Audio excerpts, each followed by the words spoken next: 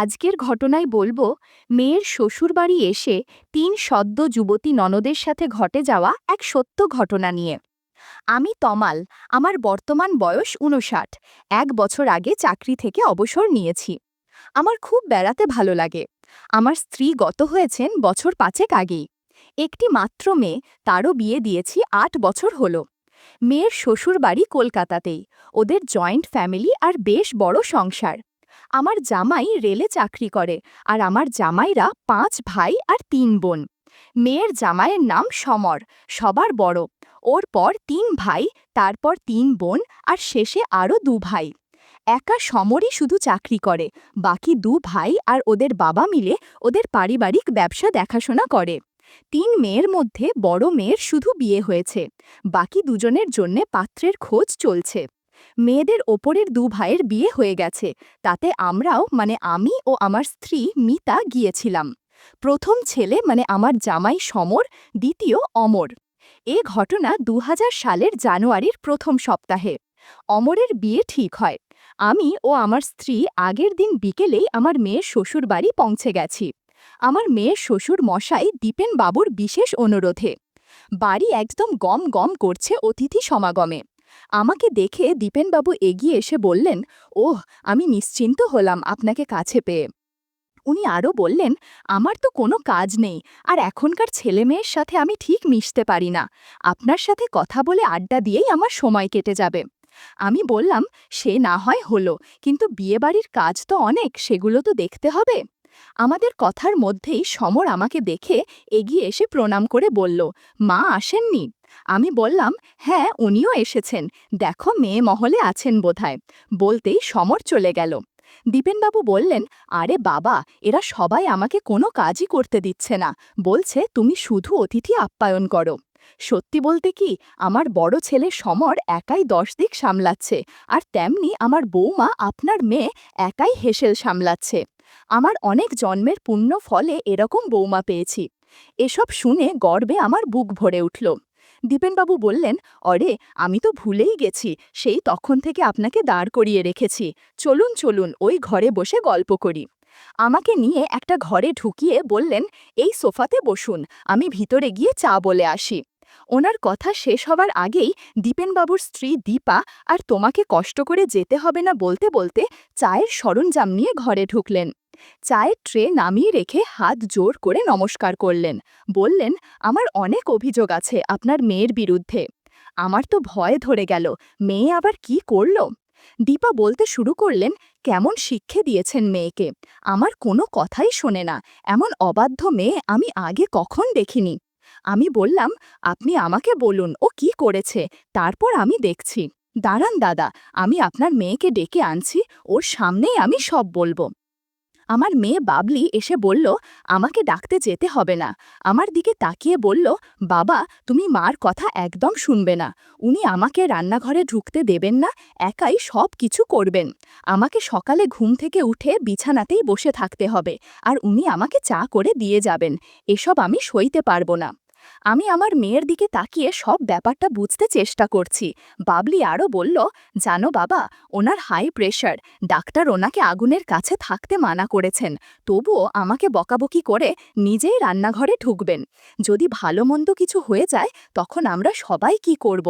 তাই আমি ওনার কথা শুনি না আর শুনবও না। এবার তুমি বিচার করো। দীপা বললেন, দেখছেন কিরকম পাকা গিন্নির মতো আমাকে শাসন করছে। সব শুনে আমি হো হো করে হেসে বললাম, বিয়ানের মধ্যে আমাকে জড়াবেন না, আপনাদের মা মেয়ের ব্যাপারে আমি নেই। দীপা মুখ গম্ভীর করে বললেন, আমি আপনার কাছে সুবিচার চেয়েছিলাম, উল্টে আপনি তো আপনার মেয়েকেই সাপোর্ট করছেন। যাকগে, অনেক তো ঝগড়া হলো, এবার চা খাওয়াবেন তো নাকি? এসব কথাবার্তার মধ্যে অরুণা এসে হাজির। ওকে দেখে আমি তো একদম চমকে গেলাম। ১ বছর আগে যখন ওকে দেখেছিলাম তখন ওর মধ্যে যৌবন আসেনি, তবে আজ দেখছি অনেক বড় হয়ে গেছে, যে কারো চোখ আটকে যাবে অরুণার দিকে। ওর স্বভাব কিন্তু একই রকম আছে। স্মৃতি রোমন্থন করতে করতে আমার কেমন যেন অনুভূতি হলো, মনে হচ্ছে জাদুর লাঠিতে কিছু হয়েছে। দীপেনবাবু অরুণাকে বললেন, এ কিরকম জাণ্ড, দেখছো না ওনাকে চা দেওয়া হয়েছে, চাটা তো শেষ করতে দেবে নাকি? অরুণা মুখ ভারী করে কল থেকে নেমে সোজা ঘর থেকে বেরিয়ে গেল। আমি বললাম, দেখুন তো, বেচারি রাগ করে চলে গেল। দীপেনবাবু বলল, আরে না না, আপনি ভাববেন না, ওর রাগ বেশিক্ষণ থাকে না, দেখবেন একটু পরেই আবার এসে আপনার কলে বসে পড়বে। জানেন তমালবাবু, আমার এই ছোট মেয়েটি ভীষণ ভালো, ওর দিদিদের মতো নয়, ভীষণ মিশুকে, আর মনটা ভীষণ ভালো ও উদার। আমি বসে বসে মাথা নেড়ে সাই দিচ্ছি। এরই মধ্যে সন্ধে নেমে এলো, আর অরুণা একটা লুঙ্গি নিয়ে এসে আমাকে দিয়ে বলল, তুমি সারা রাত প্যান্ট জামা পরেই থাকবে নাকি? নাও, এটা পরে নাও, আমি তোমার ফতুয়া নিয়ে আসছি জেঠিমার কাছ থেকে, বলেই বেরিয়ে গেল। আমি দীপেনবাবুর দিকে তাকাতেই উনি বললেন, নিন, আমার মায়ের হুকুম তামিল করুন, আর আমি গিয়ে দেখি ওদিকটা আপনি প্যান্ট শার্ট ছেড়ে লুঙ্গি ফতুয়া পরে বিশ্রাম করুন। দীপেনবাবু বেরিয়ে গেলেন, আর অনেক আগেই আমার মেয়ে ওর শাশুড়িকে নিয়ে চলে গেছে। আমি লুঙ্গি পরে প্যান্ট ভাঁজ করে রেখে অপেক্ষা করছি আমার ফতুয়ার জন্যে। একটু পরেই অরুণা আমাকে ফতুয়া দিল, আর সাথে একটা শাল গায়ে দেবার জন্যে। আমি ফতুয়া পরে শালটা গায়ে জড়িয়ে আরাম করে সোফাতে বসলাম, আর সাথে সাথে অরুণাও এসে আমার কলে বসে পড়ল। একটু পর জাদুর লাঠিতে আবার নাড়াচাড়া শুরু করল। অরুণা ইচ্ছে করে জাদুর লাঠি নিয়ে কেমন যেন করছে। বন্ধুরা, ইউটিউবের কড়া নিয়মের কারণে কিছু বিষয় সরাসরি বলা যাচ্ছে না। তোমরা কমেন্টে দেওয়া লিঙ্ক থেকে আমার ওয়েবসাইট ভিজিট করো, সেখানে একদম খোলামেলা গল্প দেয়া আছে, যেগুলো ইউটিউবে পাওয়া যায় না। কিছুক্ষণ পর মুচকি হাসি দিয়ে ঘর থেকে দ্রুত বেরিয়ে গেল, আর এদিকে আমার অবস্থা পুরো খারাপ। কেউ যেন এদিকেই আসছে মনে হল। আমি ঠিকঠাক করে বসলাম। একটু পরেই দেখি অপু আর অপর্ণা জল খাবার নিয়ে ঘরে ঢুকল। বলল, নাও জ্যাঠামণি, কখন এসেছ, শুধু চা ছাড়া তো আর কিছুই দেয়নি, এবার এটুকু খেয়ে নাও, আমি চা নিয়ে আসছি, বলে বেরিয়ে গেল। আমি হাত ধোবার জন্যে বাথরুমে গিয়ে সাবান দিয়ে ভালো করে হাত ধুয়ে এলাম, আর পাউরুটি অমলেট খেতে শুরু করলাম। পাশে একটা কাঁচের বাটিতে দুটো রসগোল্লা ছিল, সে দুটো খেয়ে জল খেলাম। ভাবতে লাগলাম, অরুণার কাছে থেকে যে এতটা পাবো ভাবিনি।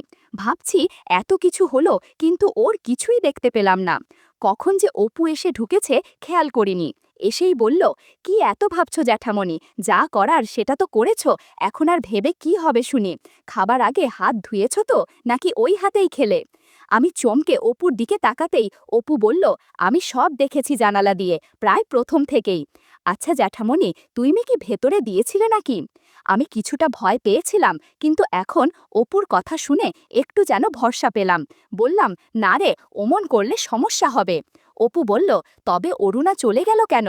বললাম, না রে অপু, জানি না কেন পালিয়ে গেল, তবে আমি ওকে কিছুই বলিনি।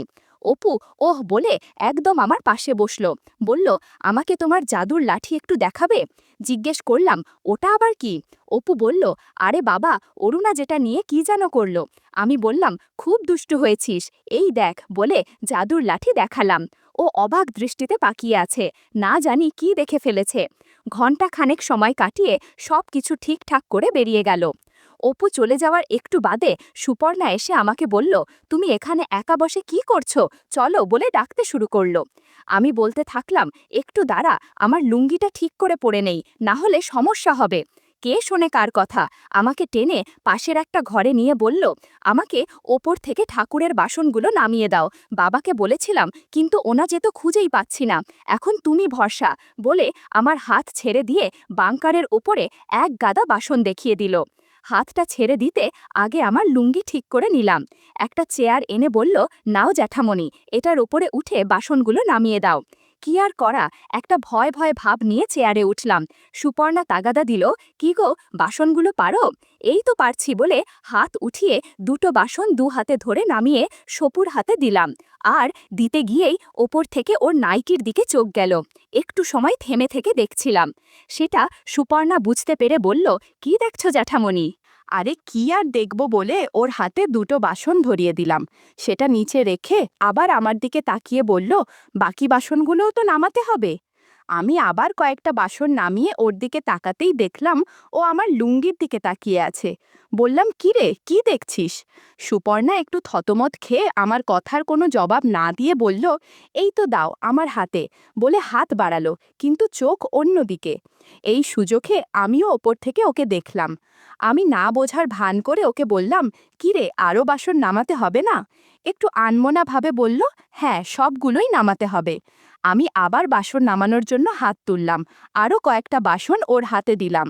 খুব তাড়াতাড়ি বাসনগুলো নামিয়ে চেয়ার থেকে নেমে পড়লাম। এদিকে সুপর্ণা ঘরের দরজা বন্ধ করে দিল। আমি বললাম, তুই যে দরজা বন্ধ করলি, বাড়ির সবাই কি ভাববে বলো তো? শুনে হেসে বলল, বাড়ির সবাই বাইরে গেছে হবু বৌদির জন্যে কী সব কেনাকাটি করতে, জেঠিমাও গেছেন, অপু রুনাও ওদের সাথে গেছে। আমাকে মা বলল সদর দরজা বন্ধ করতে। বললাম, তাহলে ঘরের দরজা বন্ধ করলি কেন? বারের এবা মাসি আছে না, উনি তো রান্নাঘরে রাতের রান্না বান্না করছেন, যদি হঠাৎ এখানে এসে হাজির হন তাই। আর কথা না বাড়িয়ে আমাকে জাদুর লাঠি দিয়ে জাদু দেখাও, আমার আর তর সইছে না। এবার আমি ওর কাছে এগিয়ে গেলাম আর বললাম, শুধু আমিই দেখাবো, তুই কিছু দেখাবি না? বলল, হ্যাঁ, তবে আগে তোমাকে দেখাতে হবে।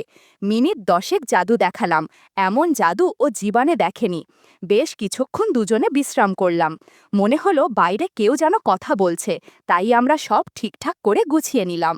সুপর্ণা বলল, জেঠুমণি আরও দুটো বাসন ওপরে আছে, ও দুটো নামিয়ে দাও, আমি দরজা খুলছি। আমি বাসন দুটো নামিয়ে চেয়ার থেকে নেমে খোলা দরজা দিয়ে দুজনে বেরিয়ে এলাম, আর পুজোর ঘরে বাসনগুলো রেখে সোজা বাথরুমে চলে গেলাম। ঘর থেকে যখন বেরোলাম, সুপর্ণার মাসি আবার রান্নাঘরের দিকে যাচ্ছে। ওর সামনাসামনি পড়লে কিছু সন্দেহ করতে পারত। আমি বাথরুম থেকে বেরিয়ে দেখলাম সুপর্ণা আমার জন্যে পাজামা পাঞ্জাবি নিয়ে দাঁড়িয়ে আছে। আমার দিকে তাকিয়ে একটু লাজুক হাসি দিয়ে ঘরে ঢুকে আমাকে বলল, জেঠুমণি, তুমি আমাকে যে জাদু দেখিয়েছ সেটা আমি জীবনে ভুলব না। আমি হেসে ওকে বললাম, এখন ভাগ, জামা পাল্টে নিয়ে ভালো কিছু পর, ততক্ষণে আমিও পাঞ্জাবি পাজামা পরে তৈরি হয়ে নিই। সুপর্ণা চলে গেল। আমি ওদের বসার ঘরে গিয়ে টিভি খুলে দেখতে থাকলাম। সুপর্ণার মাসি এসে আমাকে 1 কাপ চা দিয়ে গেলেন। সত্যি আমার মন বলছিল, এখন 1 কাপ চা পেলে ভালো হতো। ভদ্রমহিলা কি করে জানলেন যে আমার এখন 1 কাপ চায়ের খুবই দরকার? জীবনে মাঝে মাঝে এরকম অনেক ঘটনাই ঘটে, যেরকম আজ হয়েছে। হঠাৎ অরুণা এসে হাজির। ওর মুখের দিকে তাকাতেই মনে হলো কোনো কারণে ওর মেজাজ ঠিক নেই। ওকে জিজ্ঞেস করলাম, কিরে রুনা, কি হয়েছে রে? শুনে আমার দিকে তাকিয়ে কোনো জবাব না দিয়ে মুখ ঘুরিয়ে টিভি দেখতে লাগলো। আমি আবার জিজ্ঞেস করাতে বেশ অভিমানী স্বরে বলল, যায়, তোমার সাথে আমি আর কথা বলবো না, তুমি আমাকে একটুও ভালোবাসো না। জিজ্ঞেস করলাম, ওরে, সেটা তুই কিভাবে জানলি যে আমি তোকে ভালোবাসি না? একটু আগে তুমি সুপর্ণা দিদিকে যা যা করেছ সব আমি নিজে চোখে দেখেছি। কত আদর করলে, আর আমাকে তো আদর স্নেহ করোই না। আমি বললাম, সব কিছু তো আর ভরা বাড়িতে দেয়া যায় না, সুযোগ পেলে তোকেও ভালোবাসবো, জাদু দেখাবো। কিছুক্ষণ চুপ করে থাকলো, একটু পরে বলল, আমাদের পাশের বাড়িতে আমাদের 2টো ঘর দিয়েছে, রাতে আমি ঠিক সময় তোমাকে ডেকে নিয়ে যাব, তখন কিন্তু আবার সুপর্ণাদিকে ডেকে এনো না। মুখে বললাম, অরে না না, তুই ঘাবড়াস না, তোকে বাদ দিয়ে আমি আর তাওকে কিছু করব না। কথাটা শুনে অরুণা একটু হাসি হাসি দিয়ে বলল, যাও, সুপর্ণাদিকে নিয়ে ওষুধ কিনে আনো, আগে ওষুধ কিনে ওকে খাইয়ে দাও, নয়তো কজা মেলা হবে, পরে কাউকে মুখ দেখাতে পারবে না। অরুণার বুদ্ধি আর সব দিকে এত খেয়াল রাখে দেখে আমার খুব ভালো লাগলো। ও ঘর থেকে যাবার আগে আমাকে বলে দিল সে সুপর্ণাকে পাঠাচ্ছে। মিনিট 10 পরে সুপর্ণা এলো। সুন্দর চুড়িদার, হালকা গোলাপির ভেতরে হালকা নীল সুতোর কাজ করা, ওকে বেশ মানিয়েছে। ও আমাকে দেখে জিজ্ঞেস করলো, জেঠুমণি, তুমি বলো আমাকে কেমন লাগছে? হাতের ইশারাতে বললাম, তোকে ভীষণ সুন্দর লাগছে, আর খুব আকর্ষণীয়। শুনে একটু লজ্জা পেয়ে বলল, তুমি না ভীষণ অসভ্য। বললাম, যেটা সত্যি সেটাই বললাম। এরপর সুপর্ণা একটা চাদর গায়ে জড়িয়ে নিল আর আমাকেও একটা দিল। বাড়ির সবাইকে বলে বেরোতে যাব, তখনই দীপেনবাবু বললেন, আর মশাই, কোথায় চললেন? ভাবলাম যে একটু আড্ডা দুজনে। বললাম, সুপর্ণা কিছু কেনাকাটা করবে, কাউকে না পেয়ে আমাকে ধরে বসল। কি করি বলুন, ওকে তো আর একা একা ছাড়া যায় না, তাই? শুনে দীপেনবাবু বললেন, ঠিক আছে, তাড়াতাড়ি ঘুরে আসুন। ছাড়া পেয়ে আমি আর না দাঁড়িয়ে বেরিয়ে পড়লাম। ওদের বাড়ি থেকে বেরিয়ে একটু হেঁটে যেতে হয়, ওখানে রিক্সা অটো দুটোই পাওয়া যায়।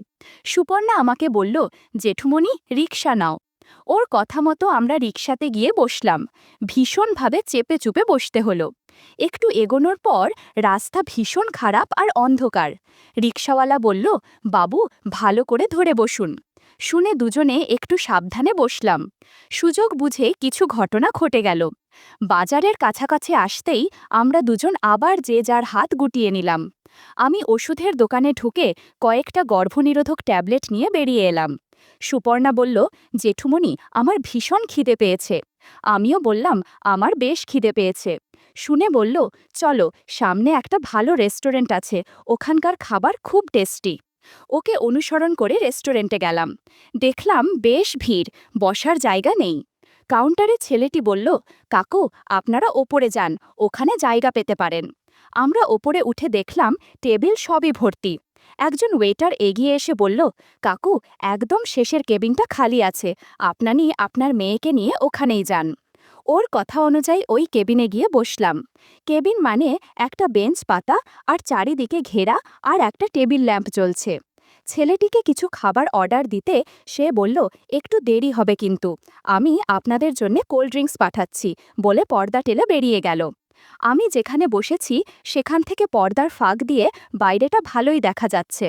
হঠাৎ সুপর্ণা জাদুর লাঠি নিয়ে নাড়তে লাগলো আর আমার হাতে জাম্বুরা ধরিয়ে দিল।